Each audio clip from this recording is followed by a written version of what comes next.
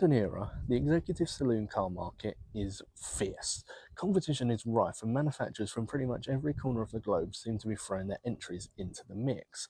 You've got the Americans, the Japanese, the Germans, and then you've got us plucky Brits. And we always seem to have been pretty good at executive saloon cars, and there was one example that really did set the benchmark, the one that to this day has the highest reputation of them all. It's the car to my right, of course. Hello, and welcome to the Jaguar XJ. Yes, today I have the keys to this. It's a staple of the executive British road scene. It's a Jaguar XJ6, a 1984 Jaguar XJ6 to be specific. We're going to have a look around it, inside and out, under the bonnet, and then we're going to take it for a nice executive businessman's cruise. And I'm going to talk to you a little bit about what I think and the history of the model. So let's crack on. The Jaguar XJ arrived at a very interesting time for both Jaguar and the British motor scene as a whole. You see, it was at this point where Jaguar was merging with the British Motor Corporation to make one giant conglomerate, and founder of Jaguar, Sir William Lyons, was given a crucial task: rationalise and simplify. You see, in the 1960s, Jaguar forecourts had some marvellous offerings. You had your S-Types, your Mark IIs, your Mark X, your 340s, 240s, your 420Gs. If you were a high-ranking Brit, there was a Jaguar available for you, that's for sure. But what William Lyons really needed to do was bring them all under one platform, make things a little bit easier and make things a little bit cheaper. And thus, the XJ was born. The original Jaguar XJ, or Series 1 as it would come to be known, arrived at forecourts in 1968 and was an instant success. It did exactly what it set out to do. It took the positives and the successes of all the other Jaguar models on sale at the time, the sportiness, the styling, the comfort, the equipment level, the overall luxury, and it put them in one concise, smart, svelte package that could be adapted to exactly what a buyer wanted. The XJ was a hit, there's no getting around it, and to this day it remains one of the most successful Jaguar models and longest running of all time, with production ceasing only in the late 2010s. From 1968 until around 2019 is no mean feat, and it really has to be commended. The Jaguar XJ was a marvellous thing, and it did its job perfectly. The example we're looking at here today is what I argue to be the best of the bunch, the Series 3 Jaguar XJ.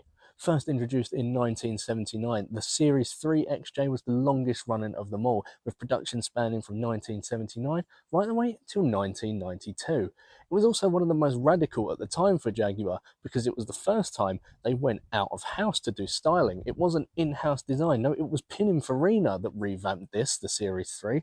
They put impact-absorbing bumpers, flush door handles, and changed the glass around a little bit to make what I think is a very smart-looking car. The XJ was an adaptable thing, and I think that's a lot of where its success came from. There wasn't a one XJ fits all sort of thing. No, there were different levels of XJ. You had your standard run-of-the-mill XJ6s that worked right the way up until 12-cylinder variants, and some with Daimler badges. You had your Daimler XJ6s, your Daimler Sovereigns for your real high-flying politicians and executives. There was, so to speak, a Jaguar XJ for everyone. Now, this particular model, being a 1984 car, is a very interesting one because it does wear the Sovereign badge, but it does also wear the Jaguar badge. And as I said earlier in the video, the Sovereigns were Daimlers. That changed in 1984 and the Sovereign became the top flight model, but it started to wear a Jaguar badge. So this is actually a bit of a transition car, but it is the top flight, most luxury one you could have got at the time. And as such, it was very popular with diplomats, politicians, perhaps even royalty. This particular example spent a great deal of its life with the Bahrain embassy.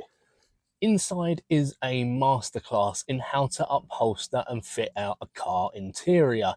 I've got supple leather front and rear, lovely burr walnut wood finish trim. It's such a high level of fit and finish in here, and it's incredibly comfortable. I know Bentley and Rolls-Royce were doing some very good things at the same time, but you think the price point this car was at, the Jaguar XJ was a marvellous thing inside. I've got electric windows front and rear. I've got electrically adjustable seats. There's so much kit in here for 1984. It's a very high-spec car, this one, obviously being a previous embassy car. and it's worn incredibly well. The seats and the bolsters are all still good. The headline is lovely. It remains a very, very nice place to be, this car.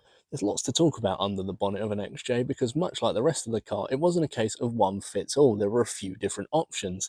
Base level car started with a 3.4 litre inline-six carried over from previous models, whereas a 4.2 litre inline-six that this car had, and that was the most popular. And then for your real top flight high ranking officials, you could get the 5.3 litre V12 made famous in the later E-types. Power ranged from 140 brake horsepower right the way up to 285 brake horsepower in the top cars. This particular example, as I said, is a 4.2 litre inline-six, which I think is the sweet spot, a mix of reliability, performance, and overall good driving experience. The 4.2s had around 205 brake horsepower with a top speed of 124 miles an hour and a 0 to 60 time of 10.5 seconds. Perfectly adequate for all of your Jaguar executive driving, I'm sure. Whilst the 3.4 stayed on carburetors like its predecessors, the 4.2 and 5.3s now utilise Bosch fuel injection to run more efficiently, reliably and economically.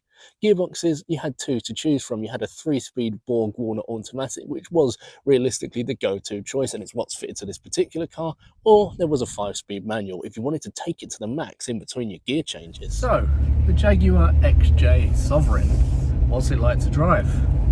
Let's find out. I was just before this driving an ex-MOD Land Rover 110 with no power steering. It didn't even have a roof, and it was such a workout. And then I've jumped from that into this, and I feel like I could fall asleep in here. It's night and day. It's just such a lovely car, this Jag. Cabin noise seems to be below a minimum. There is effectively nothing. There's not even any real road noise from the tyres. It's a very high level of fit and finish in here. I've got nothing in the way of creaks or squeaks, and it just literally rolls over every lump, bump and imperfection in the road. There's a delightfully wafty quality to this Sovereign. It's a very enjoyable thing to get out on the road. I'm just shy of the national speed limit, doing 60 for people who are viewing outside of the UK, and it feels like I'm barely moving. There's no engine noise, as I said already, there's no road noise. It's such a well-contained car. I've driven a lot of Jaguars of this era and equivalent luxury cars, your Bentleys, your Rolls Royces, even your Mercedes, and to be honest, I don't know if any of them are quite up to the scratch of this car. Steering is a perfect weight for a car like this. It's light, but not so light that it's unresponsive. It still feels engaging enough for if you did want to put your foot down and go through the twisty bits in your Jaguar XJ Sovereign. Not that I'm sure you would, but it's still effortless. I think what's perhaps been the biggest surprise with this Jag is its 4.2 litre unit sat up in front of me. It's a really very good and responsive engine. I wasn't expecting a lot from this unit. I thought I was coming into a big, lazy, cumbersome engine which paired with an automatic box would have been slow, and yes, it would have trundled along and got up to speed, but it wouldn't have done it in any sort of fun or engaging way. But it's completely the opposite. If I put my foot down like that, it gets up and goes, and it's quite a quick thing. It doesn't feel like the engine that should be in this car, but boy am I glad it is. So then, the Jaguar XJ6 Series 3 Sovereign. What do I think? Well, it's a delightful car, there's no getting around it. It's elegant, it's aged incredibly well. I think it really looks the part. It's well upholstered and well appointed inside, and it's really exceeded my expectations when it comes to driving. That 4.2 litre engine really suits this car, and it's quick. It's a lot sharper than I was expecting it to be. Overall, I think these Series 3 cars are the best of the XJ lineup. I said that earlier in the video and I stick by it. They were the longest production, so numbers are strong. You can still get some really good examples of these at a very good price point. But I think any of the Series 1, 2 and 3 XJs are a good buy. The classic executive car market's a bit of an interesting one, and at the moment, things like this remain excellent value for money, but it probably won't stay that way for very long. They're sure to spike up in no time. At the moment though, these provide incredible amounts of car for the money. Just find one that's been looked after and it will look after you. The Jaguar XJ6 4.2 Sovereign, it gets a thumbs up from me.